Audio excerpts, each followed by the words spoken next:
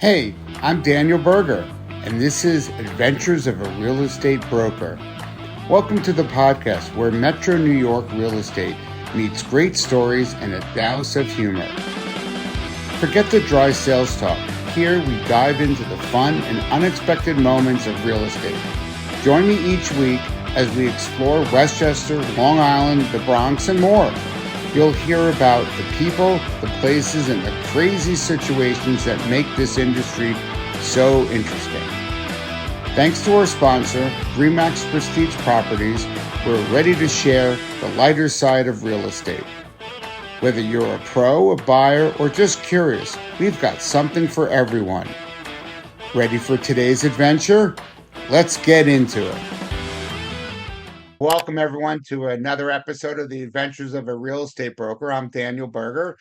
This week, we're going to be we're joined by Erica Covelli. She does everything. She's the CEO. She's the creative director. She's an interior designer, and she's also one of the senior vice presidents at Compass. And she has a family. I don't know when she actually has the time to do all this, but we're going to find out. So thank you for coming to us. I'm assuming I think you're in Boston, and thank you for joining us. Yeah, thank you for having me. I am over here in Boston. So Boston's not used to not really being involved in playoff baseball, and not really having a playoffs, being involved in playoffs in football. It's been quite a last decade or so of amazing sports in the Boston area. You know, you could talk to my husband all day long about that, but my primary focus is kids and real estate. So, Well, well, I well, well, well, that's good, of course, right? So, you went to the prestigious New England School of Art and Design, which is, I mean, uh, obviously must be so difficult, and but it's amazing that you're able to take that. And it seems like that is a great beginning to learn, you know, interior designing, house sales, house remodel. So, how have you taken that and really applied it to what you're doing today? it's interesting. I don't think I ever saw myself being a real estate agent. In fact, I don't know that I've ever really seen myself being anything. I think I've just sort of always taken it one day at a time. And when I was abruptly asked the question, when I was young, what are you going to go to? You're going to go to college. What are you going to do? And I thought, well, geez, I don't even know. And then I went down a list of things and I was like, oh, interior design sounds kind of cool. And so that led me on the path there. And then I became, and then you need a job to get experience. You need the experience to get the job. And so I was led into furniture sales, which kind of gave me my thirst for sales. Sort of this like book unfolded as, time went on. You feel trapped in being in furniture sales, but for my age, I was making a decent amount of money, but it was the same thing day in and day out. I finally got my big break. I became a designer. I worked at a company called DeMello Schaefer. It's an architectural firm in the South End of Boston. And then I felt trapped as well. You're in corporate America and, you're making pennies on the dollar. I was essentially a starving artist. The economy tanked and I thought, well, what can I do to sort of blend these two worlds? And my mom had always said, you should get a real estate license. And I thought, I don't know, I don't want to take another test. It's really not my gig. And so I did. And I got my license right around the time that everything, like 2006 is when I got my license. So, everything was plummeting. And it was a great time to learn. I didn't make a lot of money. My husband, who was my boyfriend at the time, allowed me to be able to really take less than what I had been making. We moved in together and the rest is history. So that sort of all unfolded and the two things really go together like hand in glove. So, what I learned in design school was how to work with something spatially and architecturally. And what I've learned, throughout my career is, how to apply taste because that is something not everybody has. And to not create this like rip off and duplicate plan with all these developers. So anyways, here I am 17 years later and still doing the same gig. Well, I think that's amazing. And so what's interesting is like, who does say I'm going to grow up and be a real estate agent, right? So unless if you have probably somebody in the family that does that, it's kind of like it's interesting because this is probably my third career. I started in the beverage world actually, and was involved with bottled water and coffee. Actually, I worked for 12 years for Green Mountain Coffee Roasters. So, who does think that, right? But when one door closed and my wife said to me, like, what are you going to do when you grow up? And she was like, you should be a real estate agent.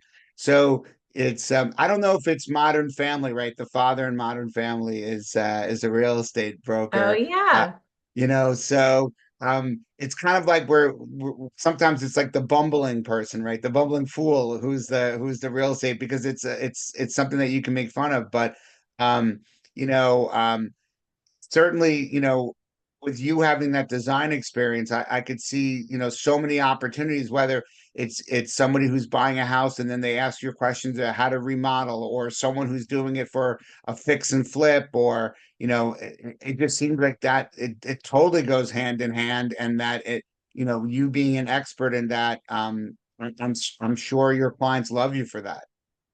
Yeah, I think that, it's always it's our unique value proposition. It's something that not everybody can bring to the table. Not everybody can spout off what costs of things are going to be.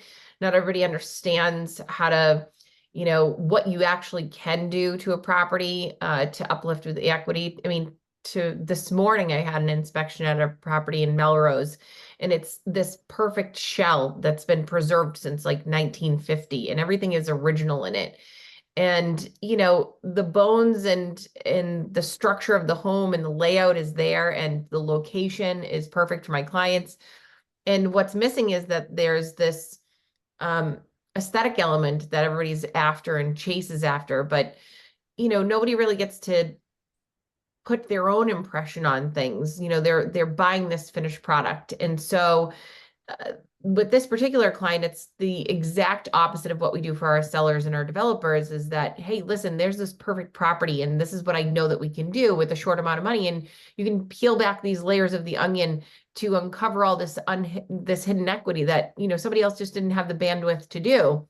So, new kitchens, new bathrooms, opening up a wall, those things in the scheme of things are a small amount of money, as opposed to, if you were selling it already done, because you're paying the premium. So not only do you get to go ahead and put your own mark on things, but you also get to, be making money at the same time as you're spending money. So, it's that's the fun part, I think. I do know that people appreciate my vision and what I can see beyond.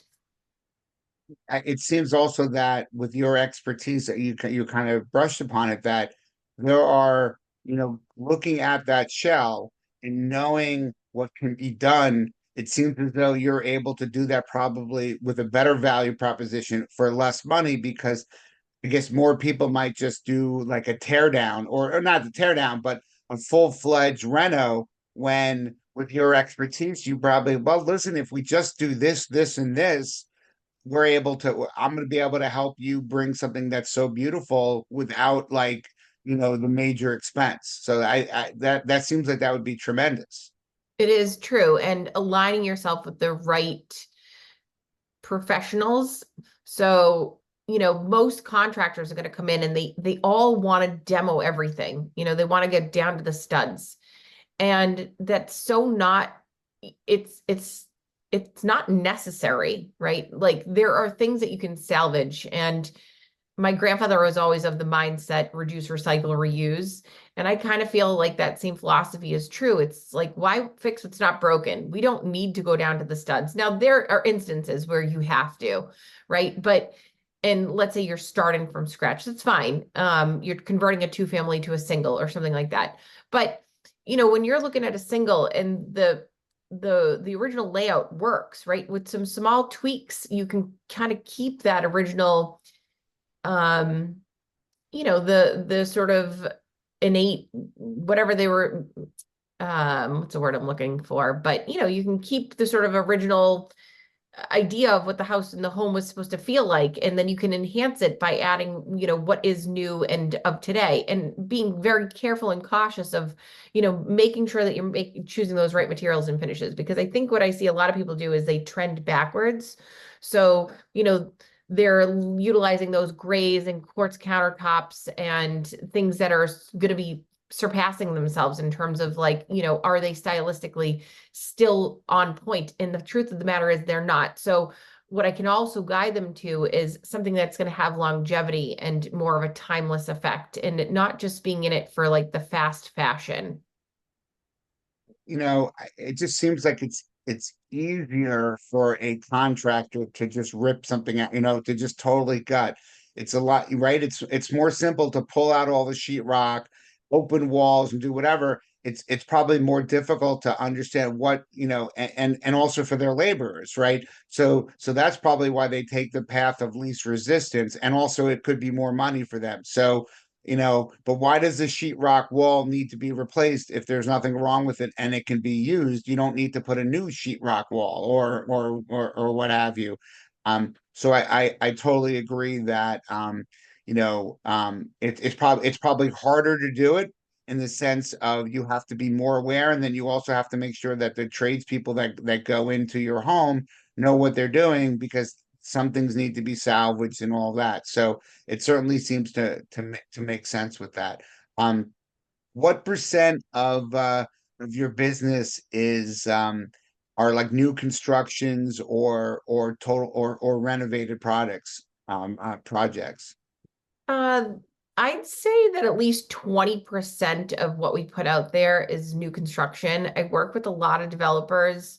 In fact, that's probably what our niche um area is, right? Like everybody has their sort of thing. Yes, I'm an interior designer and a realtor, but the people that we work in conjunction with the most are those developers, right? And they really can take advantage of what we're offering. So at a discounted price, there's twofold, right? There's sort of a two-pronged approach with our developers. It is number one, they get our insight as to the product that they're designing for the future and making sure that they're not in this rip off and duplicate plan for the last 10 years, and they're creating dated products that are sitting there. And now more than ever, where the market is a little more stagnant than it has been, especially for the higher end product, you really do want to utilize that consultant.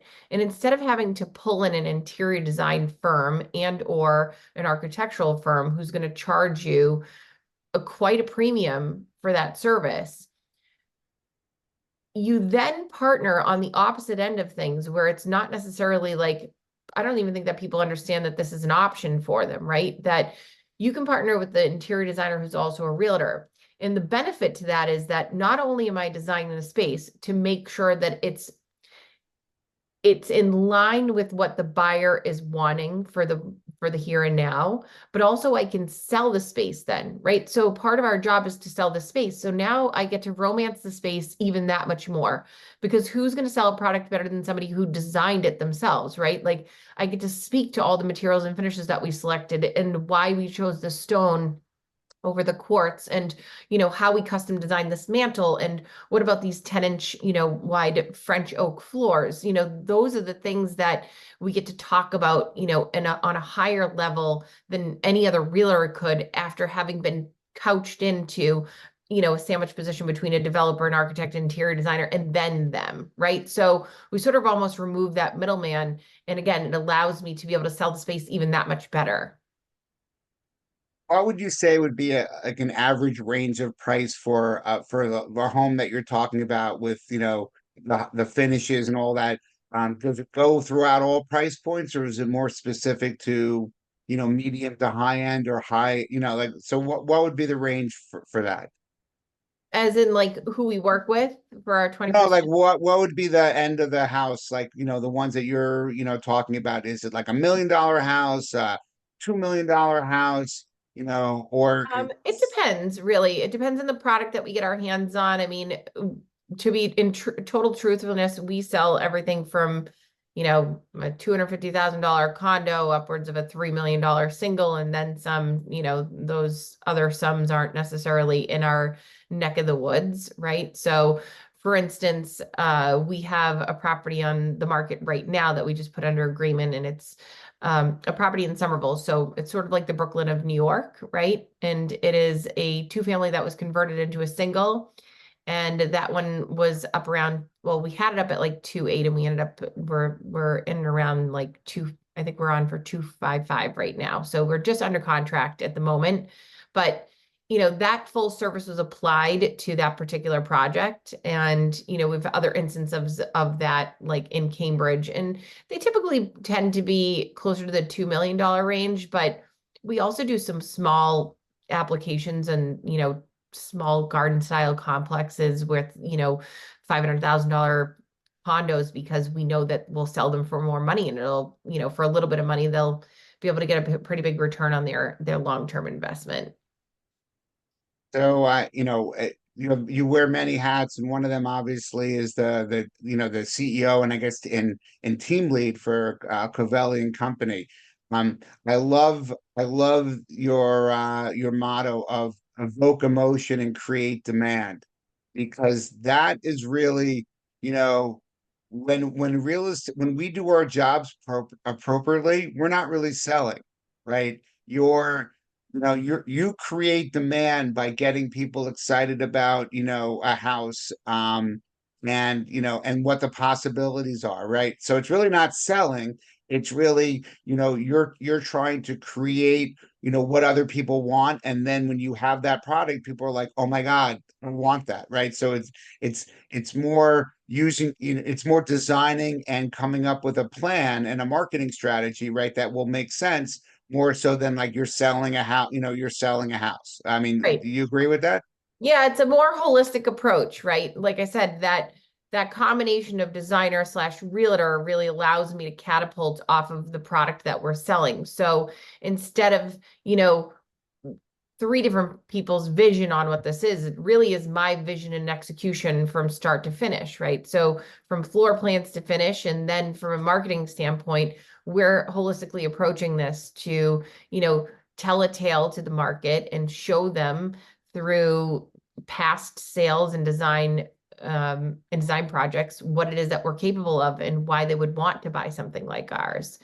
And right now I think that there's a lot of, like I mentioned before, this fast fashion approach to things where it feels like there's a lot of Forever 21, that store. It feels like a lot of that has entered real estate. There's all these very modern finishes. We live in New England. Um, it's not Miami, so it doesn't sit well. And I just feel like all the people that are paying a premium for these like ultra modern homes, in a few years, this too shall pass, and in it'll be recognized that we live in New England, which is a timeless, traditional, culture in which we, hang on those details. And there's a reason why there's all these, colonials dripping with like dental molding and egg and dart and all these things that that need to be brought back to the surface. So yeah, so it's interesting what people are attracted to.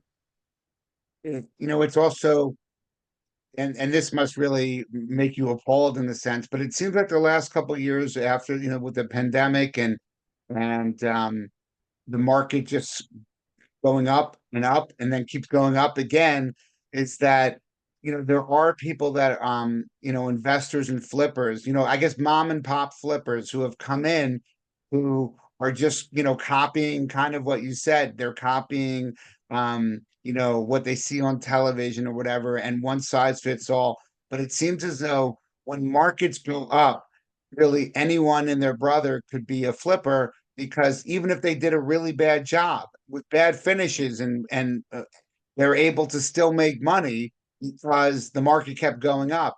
And I felt like more of my more professional investors were more, slightly more on the sidelines the last couple of years, because they wouldn't pay the prices of they wouldn't pay the exorbitant price to get into something, because in order for them to make the house and add value, they would want to do what you're talking about, the finishes, open it up, customize it to the area and all that. but yet there were other people that would come in and would just overbid on stuff because the quality of their work wasn't really top notch. So you must see that all the time. I do, and I try to help my buyer to understand when we're walking into a product like that, because you can just feel the cheapness, like it's lingering in the air and around every corner. And you want better for your clients, which is why I strongly suggest that they try, if they have the bandwidth to be able to do these things themselves, I want them to be able to take the shell of the 1950s home and be able to create that with our guys, because I know that it's going to be a nicer product versus the lipstick Mickey Mouse job that, someone threw down some gray wood laminate floors and some cheap white Chinese, God forbid, cabinets from whatever, and you can just tell by like the hardware and the lighting fixture choices and where the lighting fixture placement is, and just everything. The package is not there. And I do think that we're coming into a time where things are changing in our market, and I think that the strong professional will prevail. and and I do think that the times of those developers are beyond them. I think that there's a lot more decision behind the buyer, and they don't have to act as impulsively as they were.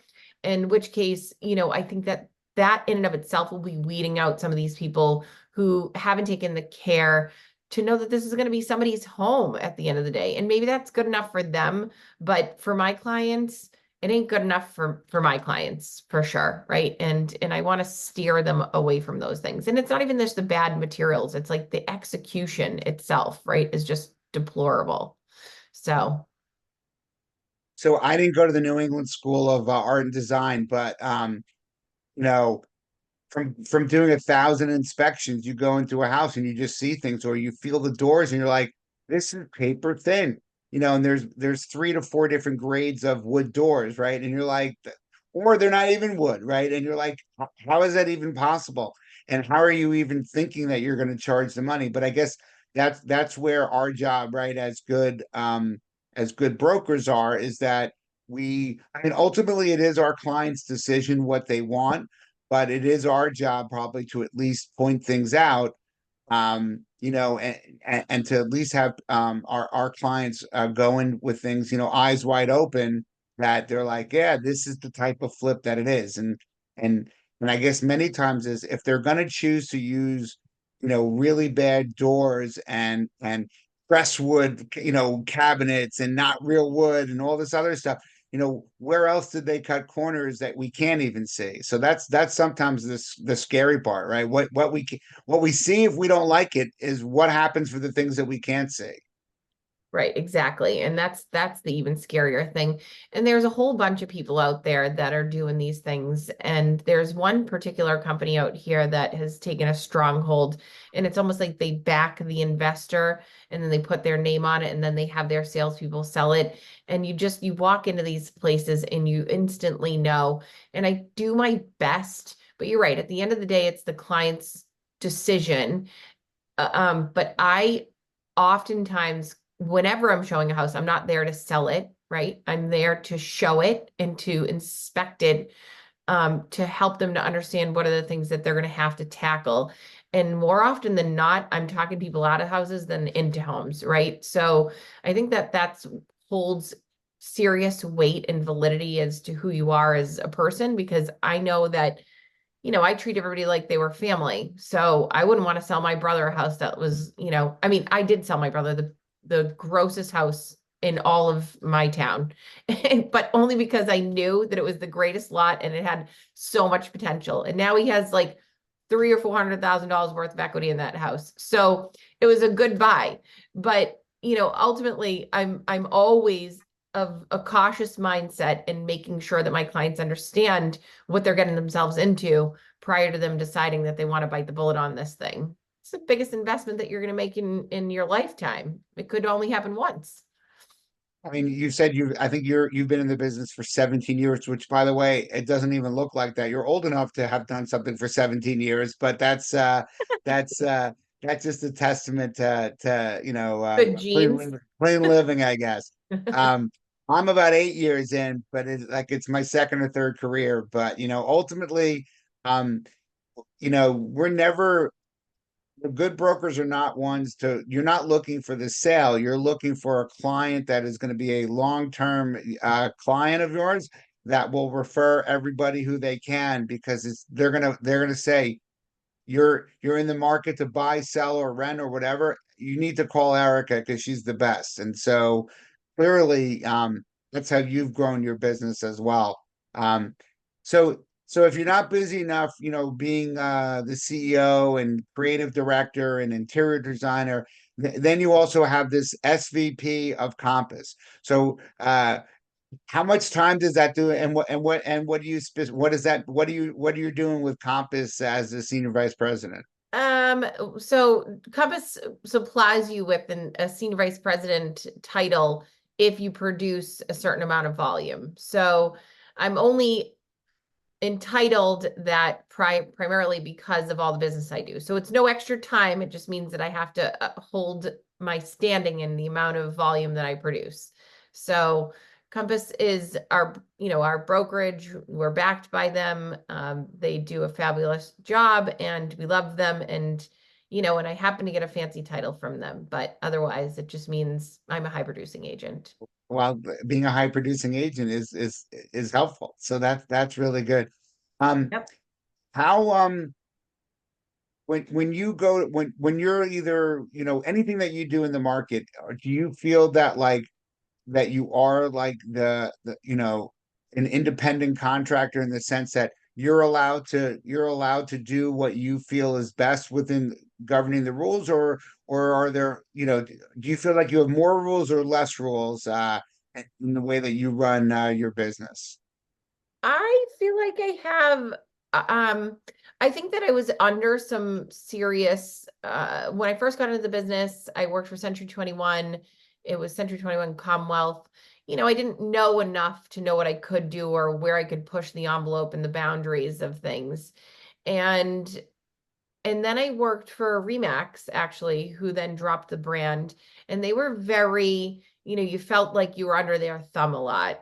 And I didn't like that because I don't like to have to answer to people. And I think that that's part of the reason why we are entrepreneurs and we fall into this career because you're sort of like a lone wolf and, you like to do things your way.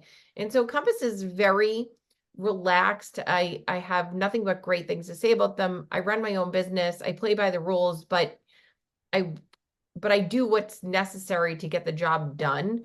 And I don't feel like I have anybody breathing down my neck, if that makes sense. It makes total sense, and so that's why it's always something different. So I actually was an agent for a Caldwell banker and a smaller one before I was approached to buy my Remax franchise. So it's funny that you say that with the thumb because every market's different and timing's different, right? Like to me, I feel exactly as you do. Where basically I'm a franchisee. They give me the back end support beside and marketing, but besides that they don't tell me anything what to do, right? It's basically I get to run my business. I guess I'm technically a team lead, right? Because I'm the broker, so I'm everyone is kind of on my team in a sense. Although I don't Yep. really have a team, we operate like that. The brokerage is the team, but nobody tells me anything to do, and so just like you. That's how I want to run my business, and that's actually how I am the broker to my team where I treat them as independent contractors, and my job as a broker is to help them. How do they build their business? That is so. Half of what I do is selling, and then the other half is mentoring and growing other people and helping people grow their business. And I think that really attracted me to real estate is that you are able to have your own business, and so I sold bottled water and coffee and beverage for 20 something years, and you were selling furniture for a little bit. I mean, it's so much better, isn't it, that we own our teams. We market when we want to market. We work with the people that we want to work with, and it's so much freedom, I think. It is. I think that, there's a risk and reward in this business, right? You have to know how to grind. If you don't have that thirst and you don't always feel like you're as good as your last sale, you're probably going to be dead in the water pretty soon. But do I love the flexibility? I mean, it was sort of like a must, right? I don't know that I could see myself in any other career. We have 3 children. My husband worked in corporate America when I first started. And, we got married a few years later. We had our first kid in 2012, second in 2014, and our third in 2018. So with all those babies, I was able, and just luckily because who I am as a person, I mean, I come with a lot of gumption and I'm gonna, it's gonna happen. Like there is no option for failure. So irregardless if I've had babies, I'm still going to stay on top. So I got to figure out a way to do both. And we didn't have daycare. I mean, we had our parents who would watch the kids like, one day a week and each. And then I had a babysitter for a little bit of time for 1 day a week. But otherwise, 3 days a week, I had some coverage, but not really. I mean, it was mostly me taking phone calls with the kids, meandering like kind of the both things and just not taking no for an answer and also knowing that failure is not an option. So, is it I am so grateful for the flexibility that real estate has allowed me for. And at the same time, there's some resentment for the fact that like it's never ending. Although 17 years into it, I think I've created some boundaries and have the help alongside me to be able to mitigate some of the conversations to damper down the amount of time that I'm on the phone. Because that has, I mean, the amount of time that we're on the phone is an impossible amount. Like people can't even fathom like the amount of text messages and communication all day long. And so I've come up with this communication plan that's allowed me to be able to sort of separate myself and give myself a little bit more time with my family and not have to have so much intrusion, we'll say, right? Like I'm always there for my clients, but I now have like a secondary, like a belt and suspenders approach where I have my assistant who can sort of mitigate any of the small stuff and I can always be there for the big things. So yes, grateful for the flexibility, 100%. But, for those of the listeners out there, this is like not a job for the faint at heart, right? Like we don't just get to gallivant around all day and play golf. Like that'd be great, but I haven't hit that place yet. Which is funny that you say that because I did play golf yesterday, and but like my phone and I played at Wingfoot, right? So Wingfoot is historic. There are US Opens have been there, and you're not really supposed to have your phone out. And I'm on the phone. I actually had to I had like an inspection where they couldn't get into the basement to check the mechanicals, and there was all so like I had to like sneak behind a tree to take a phone call to try to troubleshoot to try to get something fixed. So we never go away from that job. That was like, and it was like I hadn't really that wasn't even a day off. It was 4 hours off, right? Because I'm doing stuff before, I'm doing stuff after, and I'm doing stuff while I was even playing. So it's funny because my spouse feels that, you know, I'm always golfing, and yet the people that I'm golfing with, it's like you're always working. Like, no, be here with us right now. So it is really hard to separate that. And so, I feel the same way that I feel like I'm blessed that I'm able to have the freedom, but like you said, it's constant, right? So my I have I'm also a different I'm much older, so I have a 25-year-old and a 21-year-old, and so I'm an empty nester, so that gives me more time. I have my Yeah. 2 dogs though, but my kids have looked at my phone and have looked at how much time there's you can look on your phone Yeah. of The like how screen much time. time how much, Scary. and they're like, Dad, you're not even playing any games. I go, games? Who has time? And they look at how much time I have on my text, and they're done. They actually took a screenshot and sent it to their friends. Like, can you believe my father? Like, so they're like they looked at my phone and they're like, "Oh my God, you're so these are all work." And I'm like, "Yeah, yeah, that's kind of our job, you know." Um, It's a but constant communication. And just like you said, I mean, the biggest part of our job is that we're solution driven, right? Like you get a phone call because somebody can't get in the basement and you're the only one that's really going to figure out how to get it done because you're there, not to sort of dwell on the problems, but come up with a solution on how the hell you're going to get them in there. And, that's a small portion of what we do, but that's what we do all day long is just, we come up with solutions for people like how to, right? How do we get this to work? yeah, I Um, feel that the best agents are really connectors, right? Connecting people to the experts. And then also, every time we pick up the phone, it's potentially a problem. And so how are we solutions based to get things done? And I think I mean I definitely hear similar things when you're talking about real estate as myself of like you're doing this for 17 years and you're still excited by it and you have to like clients, right? Because and like my wife sometimes is like, oh, she hears what I'm doing, she's like, I could never do that because you know what, there are clients that we like, there are clients that we love, and there are clients that are so and a but little ultimately, challenging. but our job is really just to help people through the process, not really judge people in a sense, just really just trying to help get solutions done, and that seems like that's the best way to do our our job. And what do you see as the next 3 months, 6 months, a year? What do you see, what things are changing, or where is the market, whether it's in Massachusetts or nationally? What do you see how that's going to affect our business going forward? That's a tricky question because I feel like we're in this election year. We have rates still all over the place. Yes, they've gone down a little bit. Buy morale has seemed to peak. But I feel like until the election is over, I think that we're going to still be in this like volatile state of, things for us, things in the suburbs are flying so long as you have all the right components, right? Like you're in the right location, you have the right price, and you have the right marketing attached to you. But the city and like the higher end properties seem to be pretty stale and stagnant, and they're taking a bit of time. So it goes to show you that, first of all, everybody's always going to need housing, right? Like we'll always be able to sell property, and property will always sell.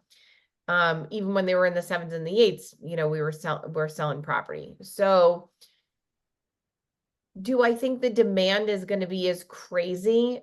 No, but I also think that that could be I mean, I think that's kind of a good thing, right? Like we can only continue at this pace for so long. Like when we got out of COVID, it was like insanity. I mean, it was just, even in COVID was just crazy just because, the inventory and the amount of people. So I have a feeling that these next few months, we'll have some ebb and flow, but maybe we'll just kind of like skate it out with like maybe still a depletion in inventory and an uptick in buyer morale, which will keep us pretty strong and steady. And I like what you said about the ebb and flow. I say that all the time. I mean, interest rates go up and down, right? And historically, that 60 or 70 year average is probably somewhere in 6.5%. Um, I remember my parents bought their house in 1979. I think interest rates were like 15% or so at that time. Yeah, Houses, you know, and the other thing is interest, if you buy a house, you can always refinance it. And actually low interest rates, I think, was harder for us because it people, if they, let's just say if $5,000 is what your lender says you're allowed to have in a month, and they're trying to buy a $600,000 house, but they're allowed to spend up to five, they're going to spend 700 because they couldn't get the house at 600, they'd overbid, right? right. So you at least if you're locked into a high interest rate, at some point, if interest rates come down, you can refinance.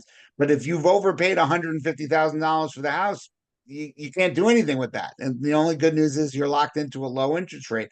So, um, I mean, our job really in any market is really just to match buyers with sellers and get people to sell to a buyer that wants to buy and get a buyer to buy when a seller will agree to sell. So it's really, you know, um, it seems like it's status quo. Obviously, the worst for us is just when nobody wants to, nothing's happening, right? There's no houses to sell and no buyers to buy. So, but cycle of life, things happen, and so people have to sell and new people come in, and Yeah. so it seems like we should be okay, but I um mean, there's always, God forbid, but there's death and there's divorce and there those are the things, and also relocation, and those three are ones that are happening all day every day. I mean, it's unfortunate, but that's the truth. And so houses need to sell, and then people are having new babies. Those are the ones that are hot to trot. They want to be settled, and they want to get their footing and their roots down, and they want to have a home for their family. And so those are the ones that are moving the most, and they're always going to be there. So I'm not concerned. I think that I'm always here for a challenge. I've been through a bunch of markets at this point. I don't think this is going to be like anything else. Um, and I think that so long as you continue to push yourself out there, our business in general is, more than 80% of our business comes from our past clients, referrals and in our sphere. So we know that so long as we've done the right thing, which is what I do for everyone, right? I treat everybody like their family. That business will always be there. And so, where I happen to be in a pretty insulated part of the market too. And so do you. I mean, if you're in New York, it's like, well, the East Coast is coveted. I mean, everybody wants to be here, right? So we got the greatest schools and education and and medical and all the things that people are looking for. There's a plethora of jobs and just good living. So no, I agree, and again, it's um what's really, but like you said, 80% of our business can be repeat customers, which is why when I first started, you know, I would take anything. I had 50, like a $41,000 co-op but you know what? That person kept saying really nice things about me on social media. They referred people, they then needed to sell. And you know what? Transactions breed more transactions. And just like you say, if you treat people as clients and as people and not as a property or whatever the value is, so many good things can come from that. So um, I think that in all businesses, there are people that like to complain about their current situation or changes that come in. But ultimately, if we just keep doing the right thing, put it, follow, seeing what the changes are, adapting the changes, and then having, planned and purposeful um strategies, then clients they're gonna see that in you, and they're gonna want to use you compared to other people, and that you have a good attitude with it. So I agree that all industries change, and so we just have to kind of adapt to it. Um, AI is not gonna open, and even opening doors from a buy perspective doesn't really help. Okay, so you've opened the door. That's not even what we do. no, Um, there's this is so much more to personal and that. it's emotional. I mean, Yeah. you need more than anything, what we should all have doctrines in is psychology, because you're dealing with this struggle, be it you're working with buyers or sellers, or even on the flip side and you're negotiating. This is an emotional roller coaster in which everybody needs to be able to talk it out, and AI is never going to be able to replace that for us, and nobody has the knowledge behind behind what we see all day every day to be able to encourage them to buy or not to buy, quite frankly. I mean, I had one of my brother's friends who wanted to buy this house, on one of a North Shore town, and he was like, well, I really like this house, Erica. And I said, Victor, I'm sorry, but I can't rightfully allow you to purchase this house. I don't think that you have the bandwidth to be able to take on the fact that this house needs new siding, new windows, new roof, new heating, new this, new that. And I know what your budget is. So rightfully speaking, I need to be able to find you something that's a little bit more turnkey, because if I put you in this house, you're going to be house poor and you're not even going to be comfortable. Right. And so not only that, but the location kind of stinks. So I know you want something, but just because you can buy something doesn't mean that you should buy something at the same time. Right. So I think all that stuff holds weight, an enormous value. And people are like, oh, wait, you don't want to sell me the house? Well, no, I don't want you to come back to me and say, can't believe Erica let me buy this. I mean, my job resides much more than just putting a deal together. It's making sure that you're going to have a good life and, and be able to build your future someplace and not be stuck, in this terrible spot where you can't get out of. Exactly. And that's, I mean, whether it's for Erica or your, Covelle and company, you're building a brand, and your brand is that you have your clients back. And so that's kind of important. I'll end with this, is that a couple of weeks ago, I had a friend was staying over, and we were watching, we were in the den playing with the dogs, and he was kind of sleeping, but kept waking up.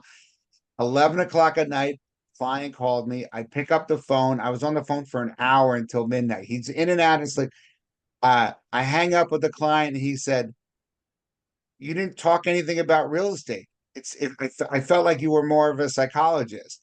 And it was basically three sisters own a house, and it's the trials and tribulations of the three sisters. Two want to sell it. One wants to rent it because she says that's what her parents wanted her to be, the protector of the other two siblings. And it had none of the conversation had anything to do with the house, but how to deal with their sister, and how to maybe come up with a strategy to be able to basically talk through it. In my view, was that their parents would have never wanted them to have this much angst and fighting over the house. And so that's kind of where my talk was to try to talk the sister off the ledge a little bit, and to try to meet in the middle. Nothing to do with really real estate. And but ultimately, I've worked with two of the sisters buying things themselves, and so ultimately that's all you can do is give your best advice. And I would say being a psychologist is super important. I mean, I've honed those skills. You got to have strong people skills, and you have to have a lot of emotional awareness. And it's you have to read the room, and you have to know who's on the other side of the fence, be it your buyer, your seller, or the other agent on the other side. I mean, at this point, I've seen quite a lot, and I'm grateful for the knowledge that I've gained in this career and in my tenure as of such. And every day I keep learning, and I'm humble, and I know that I don't know everything, and that I'm always up for a new adventure, because no two deals are ever the same. That's for sure.